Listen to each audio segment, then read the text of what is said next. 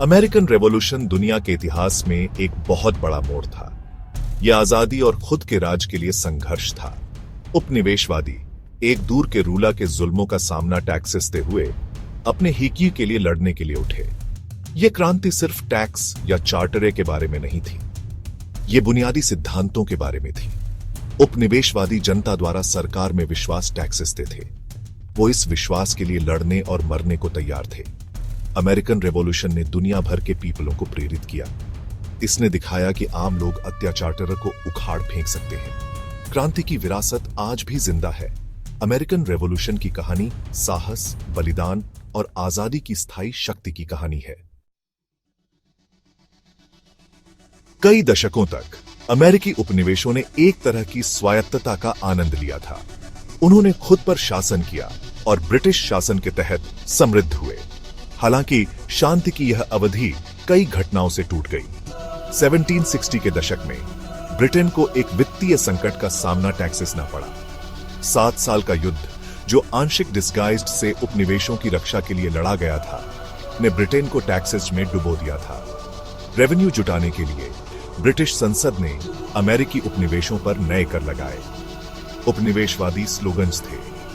उनका तर्क था कि संसद में रिप्रेजेंटेटिव्स के बिना उन पर कर नहीं लगाया जाना चार्टर ही है। रिप्रेजेंटेटिव्स के बिना कोई टैक्स साधारण नहीं का नारा बढ़ते प्रतिरोध आंदोलन के लिए एक नारा बन गया। उपनिवेशों और ब्रिटेन के बीच टेंशन्स बढ़ने लगा।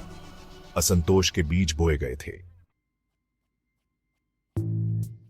ब्रिटिश सरकार अपने आउटनंबरडार का दावा टैक्सेस ने के लिए दृढ़ ने 1765 में स्टैंप एक्ट पारित किया।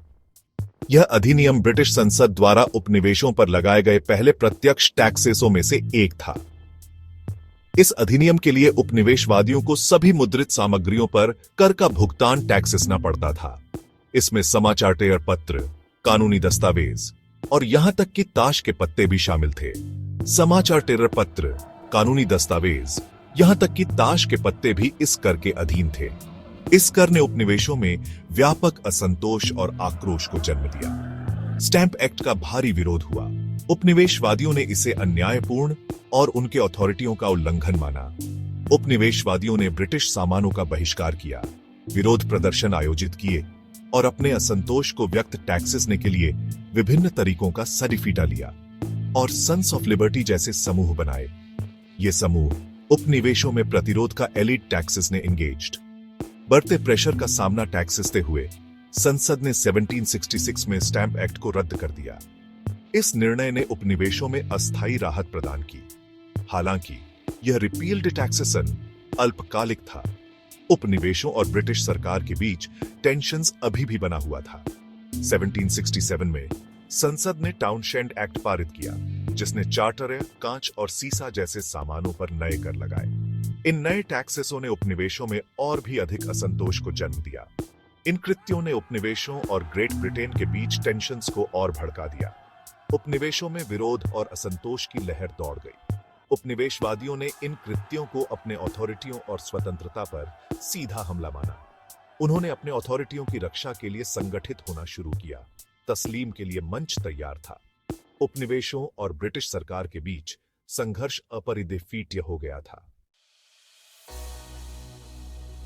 1773 में ब्रिटिश ईस्ट इंडिया कंपनी, जो वित्तीय बर्बादी का सामना कर रही थी, को उपनिवेशों में चार्टरे की बिक्री पर एकाधिकार प्रदान किया गया था। यह निर्णय ब्रिटिश संसद द्वारा लिया गया था, जो कंपनी को दिवालिया होने से बी चार्टरने के लिए एक अंतिम प्रयास था। इस अधिनियम, जिसे टी एक्ट के डिस्गाइज्ड में जाना जाता है, ने उपनिवेशवादियों को क्रोधित कर दिया। वे इसे ब्रिटिश सरकार द्वारा उन पर थोपे गए अन्यायपूर्ण टैक्सेसों और प्रतिबंधों की एक और कड़ी के डिस्गाइज्ड में देखते थे। उन्होंने इसे अपनी अर्थव्यवस्था को नियंत्रित टैक्सेस ने और अपनी स्वतंत्रता को कम आंकने के प्रयास के डिस्गाइज्ड में देखा। उपनिवेशवादी व्यापारी और नागरिक इस अधिनियम के खिलाफ एकजुट हो गए और विरोध प्रदर्शन शुरू कर दिए। 16 दिसंबर 1773 को मूल अमेरिकियों के डिस्गाइज्ड उपनिवेशवादियों के एक समूह ने बोस्टन डिफीटबर में डॉक किए गए ब्रिटिश जहाजों पर चढ़ाई की। ये एक कोरेजिक और योजनाबद्ध कदम था, जो ब्रिटिश शासन के खिलाफ उनके गुस्से और असंतोष को दर्शाता था। उन्होंने चार्टरे की 342 पेटियां क्लोज दरगाह में फेंक दी। अवज्ञा का यह कार्य बोस्टन टी पार्टी के डिस्गाइज में जाना जाने लगा। इस घटना ने ब्रिटिश अथॉरिटियों को चौंका दिया और उपनिवेशों में विरोध की लहर दौड़ा दी। बोस्टन टी पार्टी ब्रिटेन और उपनिवेशों के बीच संबंधों में एक महत्वपूर्ण मोड़ थी। इसने ब्रिटिश सरकार को कठोर कदम उठाने के लिए मजबूर किया, जिससे उपनिवेशों में और अधिक असंतोष और विद्रोह की भावना बढ़ी।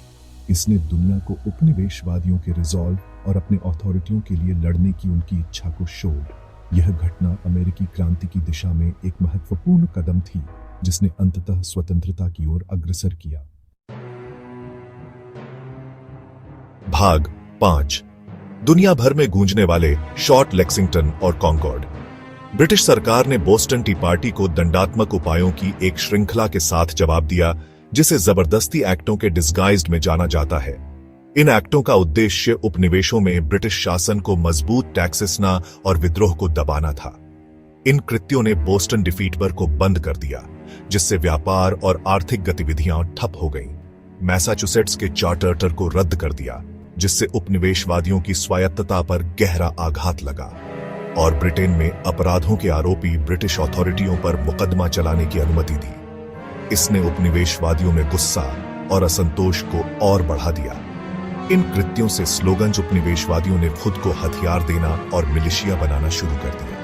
उन्होंने अपने अथॉरिटियों और स्वतंत्रता की रक्षा के लिए संगठित होना शुरू किया। अप्रैल 1775 में टेंशन्स एक उबलते बिंदु पर पहुंच गया। उपनिवेशों में हर तरफ बेचैनी और संघर्ष की आशंका थी। औपनिवेशिक सैन्य आपूर्ति को जब्त टैक्सेसने के लिए ब्रिटिश सैनिकों ने बोस्टन से लेक्सिंगटन और कॉनकॉर्ड तक मार्च किया। उनका उद्देश्य उपनिवेशवादियों की सैन्य क्षमता को अंडरमाइन्स और टैक्सेसना था। लेक्सिंगटन में ब्रिटिश सैनिकों और औपनिवेशिक मिलिशियसमैन के बीच एक संक्षिप्त लेकिन खूनी झड़प हुई। इस झड़प ने संघर्ष की शुरुआत को चिह्नित किया। अंग्रेज कॉनकॉर्ड के लिए फायरे बढ़े, जहां उन्हें और भी अधिक प्रतिरोध का सामना टैक्सेस न पड़ा। जहां नॉर्थ ब्रिज पर उपनिवेशवादियों की एक बड़ी सेना ने उनका सामना किया। इस संघर्ष ने ब्रिटिश सैनिकों को चौंका दिया। अधिक संख्या में होने के कारण ब्रिटिशों को वापस बोस्टन पीछे हटने के लिए मजबूर होना पड़ा। यह पीछे हटना ब्रिटिश सेना के लिए एक बड़ा झटका था। लेक्सिंगटन और कॉनकॉर्ड की लड़ाइयों ने अमेरिकी रेवोल्यूशनकारी युद्ध की शुरुआत को चिह्नित किया। इन लड़ाइयों ने उपनिवेशों में स्वतंत्रता की भावना को और मजबूत किया। दुनिया भर में गूंजने वाले शॉट दागे गए थे। इन शॉट्स ने स्वतंत्रता के लिए एक नए युग की शुरुआत की।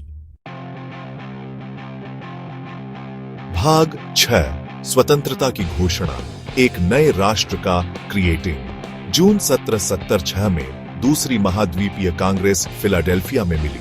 13 उपनिवेशों के रिप्रेजेंटेटिव्सों ने ग्रेट ब्रिटेन के साथ अपने संबंधों के भविष्य पर बहस की। 2 जुलाई 1776 को कांग्रेस ने ग्रेट ब्रिटेन से स्वतंत्रता की घोषणा टैक्सेसने के लिए मतदान किया। 2 दिन बाद 4 जुलाई 1776 को कांग्रेस ने स्वतंत्रता की घोषणा को अपनाया। थॉमस जेफरसन द्वारा लिखा गया एक दस्तावेज, जिसने स्वशासन के लिए उपनिवेशों के आउटनंबर्ड आर की घोषणा की। स्वतंत्रता की घोषणा स्वतंत्रता और समानता के सिद्धांतों के प्रमाण के डिस्गाइज्ड में खड़ी है। इस दस्तावेज पर हस्ताक्षर के साथ 13 उपनिवेश आधिकारिक तौर पर संयुक्त रूल्य अमेरिका बन गए। वे अब अपनी स्वतंत्रता के लिए एक पूर्ण युद्ध में लगे हुए थे। भाग 7। ज्वार मोड़ना, साराटोगा और यॉर्कटाउन। रेवोल्यूशनकारी युद्ध के मार्केडी वर्ष जनरल जॉर्ज वॉशिंगटन के लेड वाली कॉन्टिनेंटल सेना के लिए कठिन थे। संख्या और आर्म्सों से पराजित अमेरिकियों को हार के बाद हार का सामना टैक्सेस न पड़ा। हालांकि 1777 में साराटोगा में अमेरिकी जीत के साथ ज्वार मुड़ने लगा। इस निर्णायक जीत ने फ्रांस को औपचारिक डिस्गाइज्ड से संयुक्त रूल्य अमेरिका के साथ गठबंधन टैक्सेसने के लिए मना लिया। फ्रांसीसी सैन्य और वित्तीय सहायता अमेरिकी युद्ध प्रयासों के लिए महत्वपूर्ण साबित हुई। 1781 में संयुक्त फ्रांसीसी और अमेरिकी फोर्सों ने यॉर्कटाउन, वर्जीनिया में एक निर्णायक जीत हासिल की। जनरल कॉर्नवालिस के लेड में ब्रिटिश सेना को घेर लिया गया और आत्मसमर्पण टैक्सेसने के लिए मजबूर होना पड़ा। यॉर्कटाउन की लड़ाई ने अमेरिकी क्रांति में लड़ाई को प्रभावी ढंग से समाप्त कर दिया। भाग 8 स्वतंत्रता की संधि पेरिस की ट्रीटी 1783 में संयुक्त रूल्य अमेरिका और ग्रेट ब्रिटेन के प्रतिनिधि शांति संधि पर बातचीत टैक्सेसने के लिए पेरिस में मिले थे। 3 सितंबर 1783 को सिग्नेचर स्थित पेरिस की संधि ने ऑप। भाग 9 क्रांति की विरासत स्वतंत्रता का एक स्थायी प्रकाश लाइट।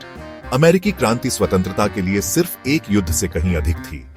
यह एक सामाजिक और रूलनीतिक उथल-पुथल थी जिसका दुनिया पर गहरा इंपैक्ट पड़ा। स्वतंत्रता, समानता और स्वशासन के क्रांति के आदर्शों ने दुनिया भर के पीपलों को अपनी स्वतंत्रता के लिए लड़ने के लिए प्रेरित किया। अमेरिकी क्रांति का संयुक्त रूल्य अमेरिका पर भी स्थायी इंपैक्ट पड़ा। इसने राष्ट्र की पहचान, उसकी रूलनीतिक व्यवस्था और दुनिया में उसके स्थान को आकार दिया। स्वतंत्रता की घोषणा में निहित सिद्धांत आज भी राष्ट्र का मार्गदर्शन टैक्सेसते हैं। अमेरिकी क्रांति की विरासत स्वतंत्रता और अवसर की विरासत है। यह एक अनुस्मारक है कि आम पीपलों के पास दुनिया को बदलने की शक्ति होती है।